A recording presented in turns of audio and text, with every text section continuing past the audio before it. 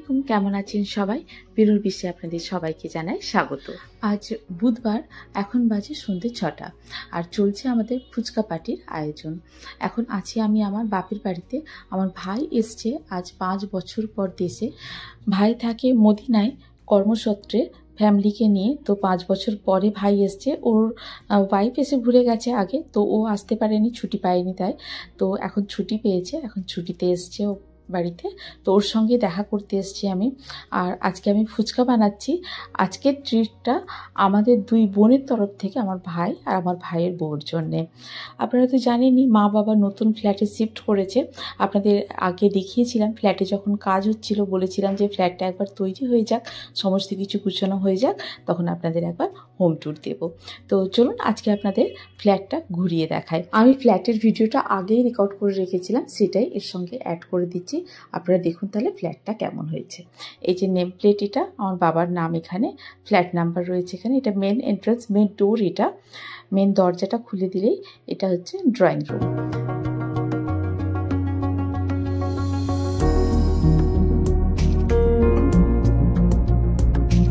এটা পুরো ড্রয়িং রুমটা। এটা এই যে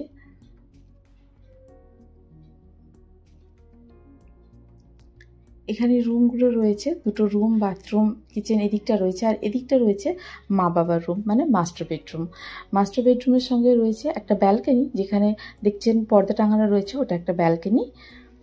এই যে বেড রয়েছে এখানে, একটা আলমারি রয়েছে, আর রয়েছে দিকটা পর্দাটা সরালে এদিকে ব্যালকনি আছে। এখন অবশ্য দুপুরবেলা, জামা কাপড় মেলা আছে এখানে। আর দুদিকে 2টো চেয়ার রয়েছে। মা বাবা এখানে প্রেয়ার করে, চেয়ারে বসেই করে, তাই চেয়ারটা দুদিকে রয়েছে এখানে।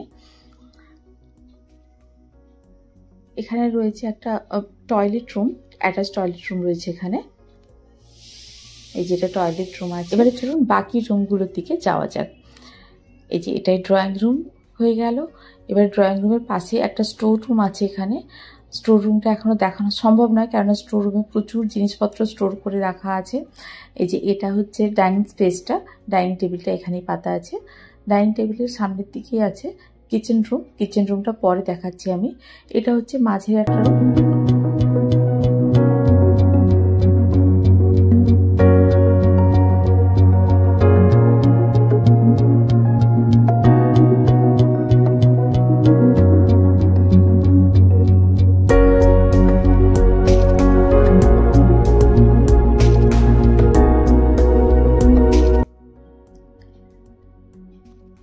এই যে এটা একটা রুম, এটা একটা 3 BHK ফ্ল্যাট, এটা 3 নম্বর রুমটা।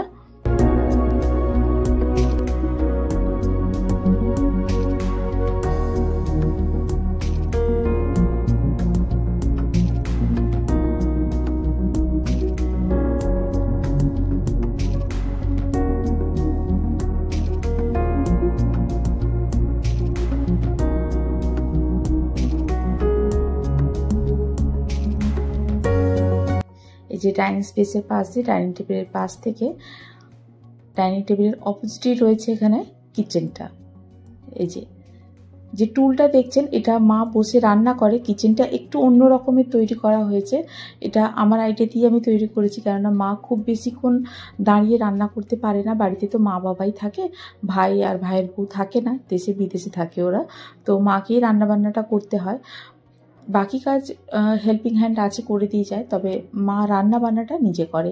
তো বেশিক্ষণ দাঁড়িয়ে রান্না করতে পারে না, তাই রান্নার যে গ্যাসের জায়গাটা, যেটা রান্নার যে কাউন্টারটা, সেটা একটু নিচু করে করা হয়েছে, তাই এই চেয়ারে বসে বা টুলে বসে রান্না করতে হয়। এটা হচ্ছে ড্রাই কাউন্টার। এদিকে মিক্সি বা ইলেকট্রনিক্স যে জিনিসগুলো চালানো হয়, সেটা এদিকটাতে চালানো হয়। আর এদিকটা ওয়েট কাউন্টার রয়েছে ওদিকটা। এদিকটা রান্না করার কাউন্টারটা রয়েছে। পুরো রান্নাঘরের লুকটা এরকম।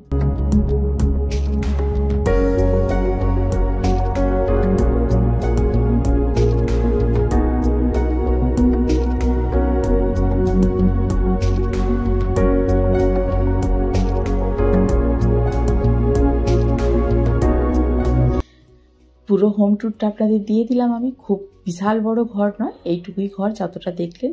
এই যে টেবিলটা খুব ভালো করে সাজিয়ে দিয়েছি। একটু মিষ্টি তৈরি করেছিলাম নিজেই, আর মিষ্টি রেসিপিটা আগেই আমার চ্যানেলে আপলোড করা আছে, আপনারা চাইলে দেখে আসতে পারেন।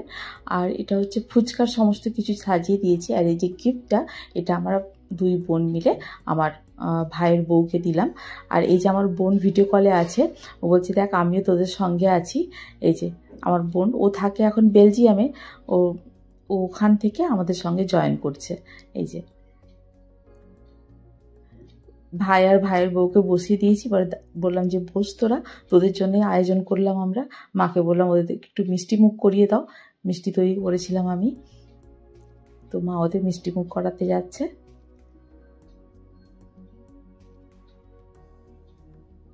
পাঁচ বছর পরে ভাই বোন আমরা একসঙ্গে, তাও হতে পারলাম না, বোন রয়েছে অনেকটাই দূরে, ও খুব মিস করছে আর ওকেও আমরা খুব মিস করছি।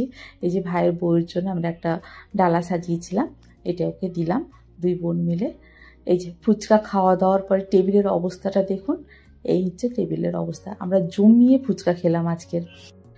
আজ টেকনোলজির জন্য হয়তো আমরা তিন ভাই বোন একসঙ্গে আছি, তাহলেও আমার বোনকে আমরা খুব মিস করছি আর ও সব কিছু খুব মিস করছে, কিন্তু কি আর করা যাবে। আজকের ব্লগটা তাহলে এখানেই শেষ করছি। আপনারা দেখুন, দেখে জানান আমাকে কেমন লাগলো। যদি ভালো লাগে তাহলে বন্ধুদের সঙ্গে শেয়ার করুন, আর যদি কোনো নতুন বন্ধু থেকে থাকেন তাহলে আমার চ্যানেলটিকে সাবস্ক্রাইব করে পাশে থাকার অনুরোধ রইল। আজ তাহলে এই পর্যন্তই, আবার দেখা হবে। ভালো থাকুন, সবাইকে ভালো রাখুন। আল্লাহ হাফিজ।